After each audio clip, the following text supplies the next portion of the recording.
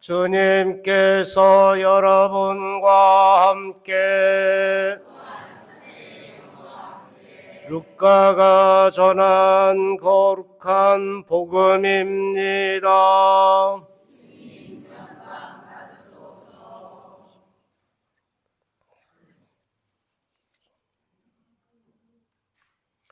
그때 예수님께서 제자들에게 말씀하셨다. 너희는 허리에 띠를 메고 등불을 켜놓고 있어라. 혼인잔치에서 돌아오는 주인이 도착하여 문을 두드리면 곧바로 열어주려고 기다리는 사람처럼 되어라. 행복하여라. 주인이 와서 볼 때에 깨어있는 종들, 내가 진실로 너희에게 말한다. 그 주인은 띠를 메고 그들을 식탁에 앉게 한 다음 그들 곁으로 가서 시중을 들 것이다. 주인이 밤중에 오든 새벽에 오든 종들의 그러한 모습을 보게 되면 그 종들은 행복하다. 이것을 명심하여라. 도둑이 몇 시에 올지 집주인이 알면 자기 집을 뚫고 들어오도록 내버려 두지 않을 것이다. 너희도 준비하고 있어라. 너희가 생각하지도 않은 때에 사람의 아들이 올 것이다.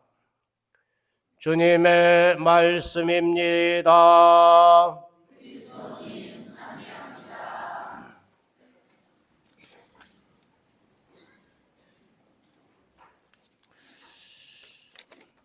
네, 올해 설날은 아주 특별한 것 같아요.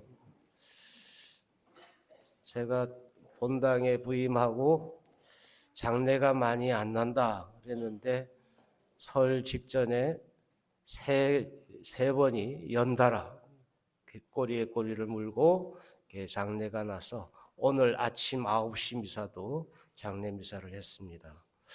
근데 이렇게 우리는 시작과 끝, 거기에 주님이 알파요 오메가이시다라고 이렇게 말씀하시는 의미를 또 새겨들을 수 있었으면 좋겠어요. 그래서 시작과 끝이 주님이시라는 것은 우리의 근본이 하느님께로부터 온다는 것을 또 의미하기도 하고, 그래서 늘 또한 동시에 죽음이 멀리 있는 것이 아니라 우리 가까이 있다는 것을 기억하라는 그런 메시지는 아닐까 이렇게 생각합니다. 또 명절, 우리는 설날을 맞아서 아마 여러분들 가족들 어제 모인 분들도 계실 거고 또 아니면 오늘부터 이렇게 함께 지내실 분들도 계실 텐데, 대개 명절에 모이면은 가족들이 오락도 하고 뭐 재밌는 함께 이제 음식도 맛있는 것도 이렇게 먹고도 하지만 그 오락 중에는 고스톱이 있죠. 우리 국민들이 즐겨하는 오락이니까. 고스톱의 용어 중에 이런 게 있다고 합니다. 삼고초려. 고스톱의 용어의 삼고초려는 뭐냐? 쓰리고를 할 때는 초단을 조심해라. 네. 어떤 사람이 이제 명예퇴직을 하고 난 다음에 이제 강남에 어떤 이제 그 가게를 오픈했습니다. 그런데 이제 생각처럼 매출이 잘 나오질 않는 거예요. 그래서 하느님께 아주 간절한 마음으로 기도를 했답니다. 하느님, 월 매출이 1억이 되게 해주시면 1,000만 원을 하느님께 기쁘게 바치겠습니다. 이랬는데 다음 달 장사가 너무 잘 돼가지고 돈을 좀 벌었습니다. 공교롭게도 딱 9천만 원이 딱 벌린 거예요. 그러자 그 남자는 하늘을 보면서 하느님을 향해 이렇게 기도했답니다. 하느님, 정말 대단하십니다. 먼저 주님의 몫을 떼시고 저에게 주시다니요. 이러면서 9천만 원을 다 가졌대. 네, 늘 우리들 입장, 자기들 중심으로 이렇게 살아가면 안 되겠죠. 주님이 우리들에게 주신 것을 어떤 것이든지 기쁘게 받아들이고 감사하는 마음으로 받으면 그 자체가 복이 되지 않을까 싶습니다. 옛날부터 사람은 5가지 복, 오복을 바랬다고 합니다. 옛날 중국 고전 중에 하나인 서경에는 이 오복을 이렇게 이야기합니다. 오복의 첫 번째는 천수를 누리는 것. 그러니까 천수를 누리고 이렇게 장수를 누리는 그 복, 장수의 복. 두 번째는 살아가는데 불편하지 않을 정도의 부를 갖는 복.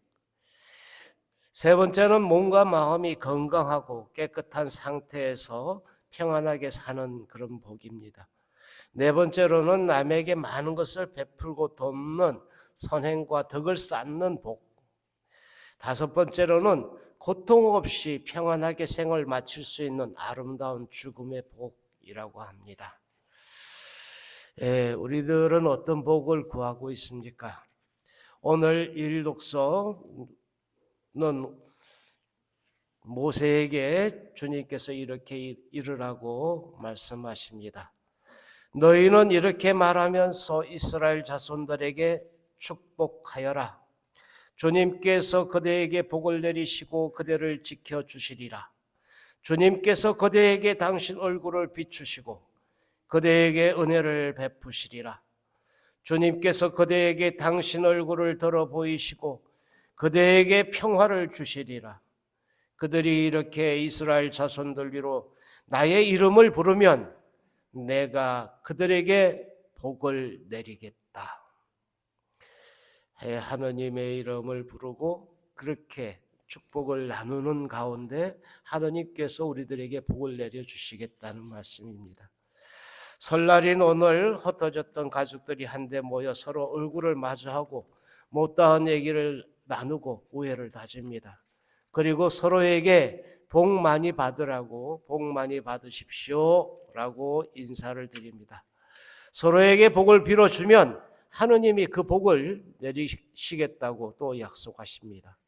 복은 바로 하느님의 축복이겠죠. 하느님이 우리에게 복 주시겠다고 하셨으니까 우리는 그 복을 받을 준비도 또 해야겠습니다. 그 복을 받기 위해 오늘 저는 여러분들에게 복 주머니를 준비했습니다. 썰렁한 얘기 아닌데 박수 쳐도 되는데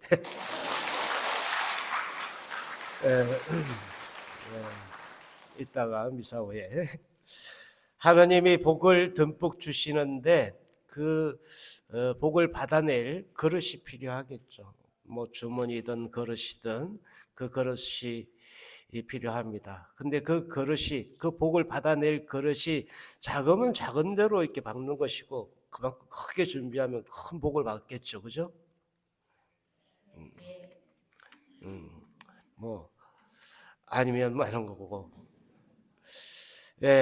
복을 받을 그릇이 크면 하나님의 복을 그만큼 이렇게 충만하게 담을 수 있다는 것입니다.